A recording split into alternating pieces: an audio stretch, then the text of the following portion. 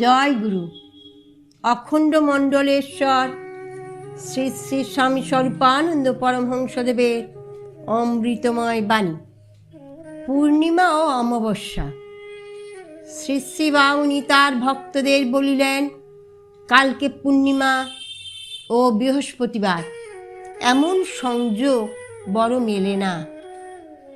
অমাবস্যার সাথে মঙ্গলবার যেমন একটা শুভ সংযোগ, শাক্তদের কাছে অমাবস্যার বড় মান, বৈষ্ণবদের কাছে একাদশীর বড় মান, শৈব বৌদ্ধদের কাছে পূর্ণিমার বড় মান। আমরাও পূর্ণিমাটাকে খুব মানি। পূর্ণিমার সেরা হচ্ছে বৈশাখী পূর্ণিমা, কিন্তু আমরা বৌদ্ধ নই, শৈবও নই, কিন্তু তবু আমরা পূর্ণিমাকে কেন মানি জানিস?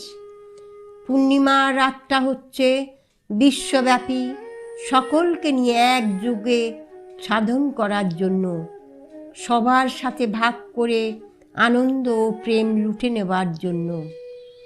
অব্রাহ্মণস্থ সবার সাথে এই দিন সাধকের যোগ।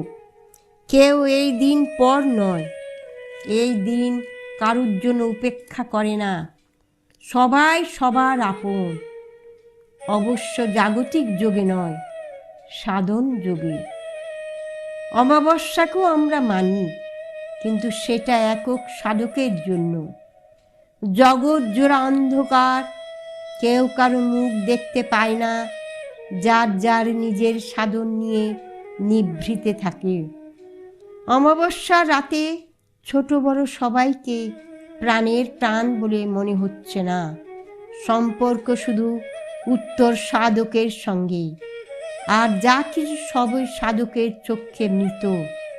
পূর্ণিমার রাতে সাধন হচ্ছে সৃষ্টির বুকের উপরে বসে সাধন। সে সাধনের নাম জীবন সাধনা। আর অমাবস্যার রাতে সাধন হচ্ছে শ্মশানের বুকে বসে সাধন, তার নাম হচ্ছে সব সাধনা। ওম শান্তি।